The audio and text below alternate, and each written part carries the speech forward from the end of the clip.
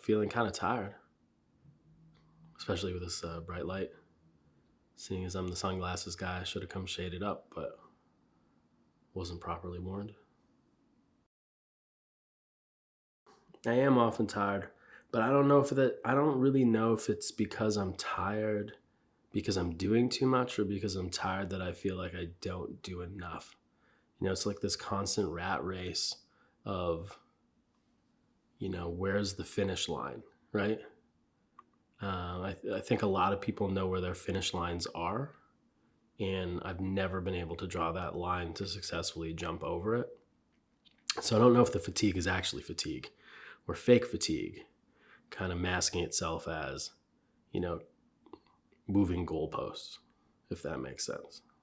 I think that for a lot of entrepreneurs or a lot of people, this whole pandemic was actually a blessing because the world stopped. There was no potential fear of missing out because you weren't missing out on shit. And you were able to kind of stop and breathe. And the world kind of started up again at different paces in different places without a warning. And, I feel like a lot of the priorities for different people, especially for people like me who have businesses and, relationships and children and shit like that, kind of through priorities and goals and all this type of stuff up in the air again. I have to move around a lot to be able to access the people, places, and things that I wanted to create this international brand. And when I'm here, I can't be there. And when I'm there, I can't be here. And for the first time for a couple of years, you didn't have to be here or there. You just had to be. And, for people's minds who race at a million miles an hour, who are, in essence, playing catch up in a race that they're not really sure who else is racing in, it was a very peaceful time. And then all of a sudden it's starting up, and things almost seem surreal where you're not even really sure if the things are really happening, nor do they have the same importance as before. I think healthy balance, at this point becomes kind of peace of mind, There's a very famous hip hop line, which is more money, more problems, right? And, people on different ends of the spectrum kind of kick that line, and it means different things to different people. But I think if you replace the money with things, so more things, more problems, so it has less of a hierarchy to it. That's really, the issue. And the issue is the more things that you acquire, whether that's relationships or actual things or responsibilities, the more problems. And because everyone puts different things on their plate and no two plates are alike, I don't think there is any real balance that can ever be achieved because, no one can show you what that, cornucopia is filled with. I think the only thing that makes me different or better than anybody at anything is the ability to be accountable. And I think that the city is so scared of accountability that they just want to throw, these different ideologies and throw kind of spaghetti at the wall at this person and try this and blah, blah, blah. The city is so scared of failing, and they're so stuck on failure that they're never going to succeed. They're their own worst enemy. In life, I would rather have said to myself, fuck, I tried that juice bar. I built the best juice bar that anyone's ever seen, but I failed miserably financially. Next. In a global market, people look at that as, wow, like, very cool, he tried. Here, they'll harp on the failure of it, not realizing that the investment into the failure is actually the success. And it's something that Montreal has not been able to find. Unlike Toronto, the city does not support you until you do not need the city's support. So, a character like Drake or, The Weeknd, they needed their support from their local markets. It was the local markets that helped them achieve global success. It wasn't necessarily them creating success somewhere else and then the local market saying, oh, yeah, fuck, let's rally behind this dude because maybe it can help us get out of here. And that's something that Montreal doesn't have. Montreal entrepreneurs even will tell you how many times another person has failed. They will not tell you about the successes, and that's fairly unique to Montreal. You only get lonely if you're seeking other people's validation, right? There's a certain type of person that will go to a movie theater on their own. Some people think that, it's weird and like that person's lonely. Some people just will understand that that person's at peace. So it depends at what place you're coming from. If you're seeking other people's validation, it's a very lonely journey. If you're not, and you're comfortable with your own reactions and your own actions, which all brings it back to accountability. No, I don't think it's lonely at all. I have my friends that I've grown up with here. Half of them are very supportive. Half of them are not. But the dialogue that I have with them, the problems that I hope to discuss, because that's generally what I'm working through on my free time, or maybe not problems, but let's say obstacles, which are natural. You talk to them and, I feel like talking to them is like talking to a city. The city doesn't necessarily understand.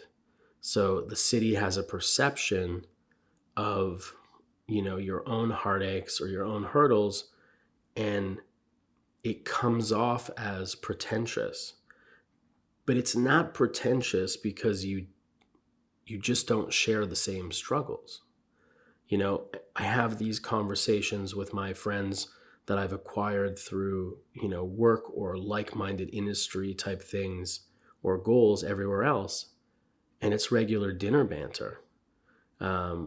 So it's all about the perception and within the environment. You might be making, a lower X amount of a salary, but in my realm, it could potentially be equivalent. It might be a higher amount, but I might be the little homie, not the big homie. So it's kind of a weird thing. Montreal also hates on things, obviously, that they don't understand or that they think that they understand, and that's fine.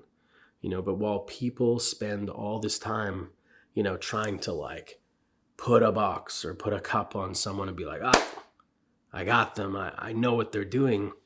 With me, I'm just doing it for myself, and I think where it becomes frustrating to some people is some people may realize that there is no actual goal. If people would stop to talk to you, or vice versa, if I would stop to talk to them, pending on my time, not thinking that I'm, at a different level than anyone in life, they would have a different perception. But if you stop and you give a shit how you are perceived, it's a fuck up in life. As long as you're not killing people, hurting people, or stealing from people, you're a good person if you're happy in your own way. Certain people obviously do different outreaches from a community and all this type of stuff. And, certain things mean different things to different people. But like at the end of the day, I walked in here in Louis Vuitton sneakers with big fucking holes in my socks, and that's like that's kind of the oxymoron of, who I am in life. If you try to compare yourself to others, or others try to compare themselves to you, there's no possibility of having friendships, really.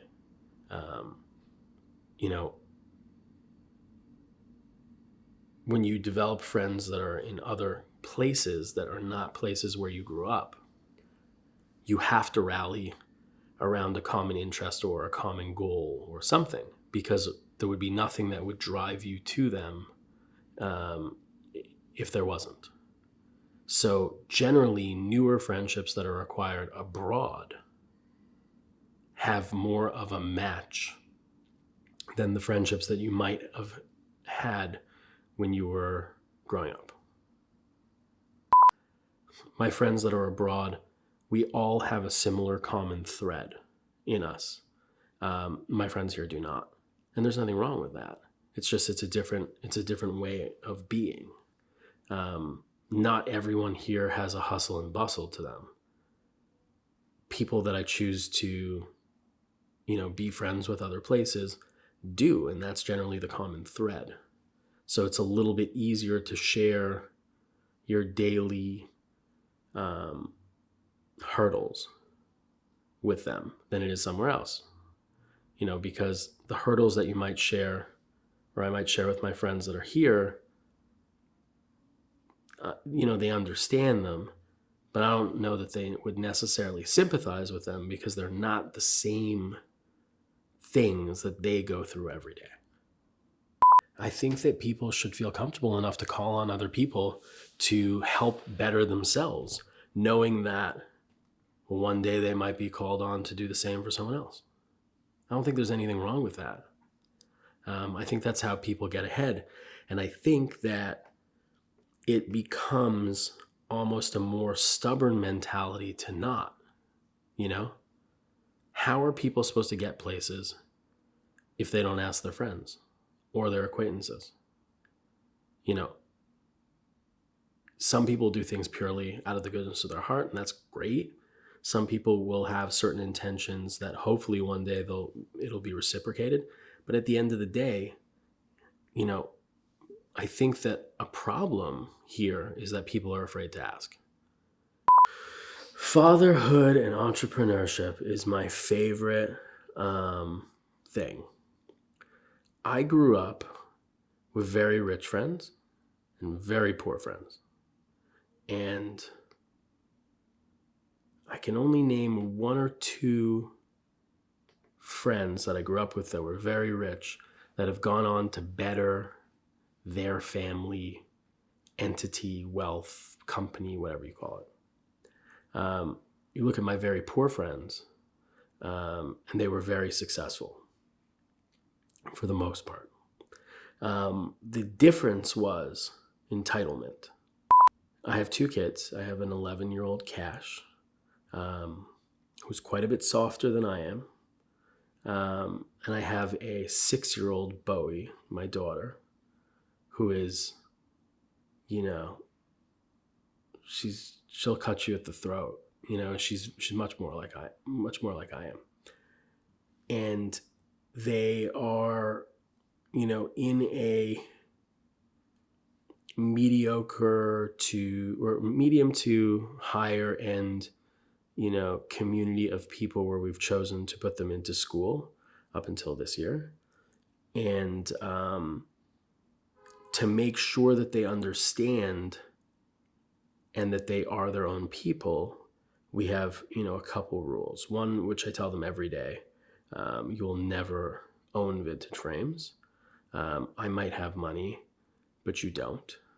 And the most important thing in life, which is actually one of the things my father used to tell me, which is, I don't care if you clean the toilets at McDonald's, just be the best McDonald's toilet cleaner that you can. Part of my fatigue I think on the other end of not really knowing where the end is that I will kill myself and do whatever I can to make sure that I'm there in the morning for my children. Kind of that Joe Pesci Casino type vibe, which kind of stuck. But even in my travels, if I should be in New York for really 2 days, can I crunch it into one? Can I make sure that I put them to bed the night before? Can I leave at the earliest flight in the morning? Can I come back at the latest flight? Can I be there for breakfast? And also making them understand that dedication comes with certain sacrifices. And do they want to make those sacrifices? That I think that's for them to judge kind of later on in life. But at least they understand the full gamut of the situation so that they can decide what they want to do on their own. My son wanted to make money.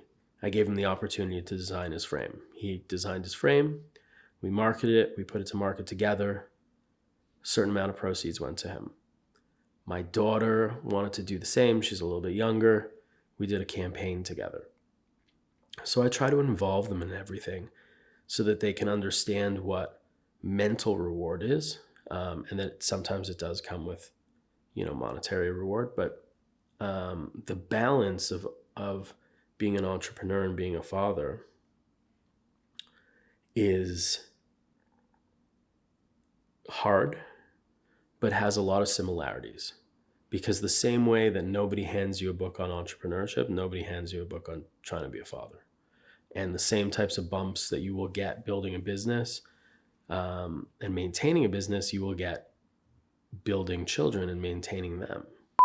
I would trade everything to be a father. I joke around with their mother that, if she was able to pick up financially where I would want to be accustomed to living my life, or where the kids would like to be able to live their life, I would love to be a stay-at-home dad. Actually, if I sold my company, I'd be like Mrs. Doubtfire, just without the tits, and just raise my children. And I think that there's a huge amount of reward in that.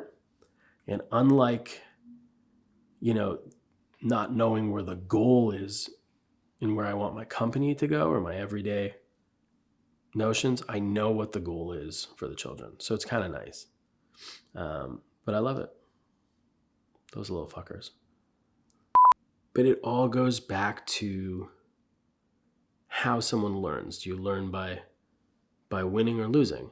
I couldn't tell you anything that I learned from winning except for it was potentially a fluke. I could tell you everything, down to the lesson, including the penny that I learned when I lose. And then you hope that you're intelligent enough not to make the same fucking mistakes again. Some people make these mistakes over and over and over again, like dumb fucks. I keep score of my own life and hope not to go up to bat the same way again.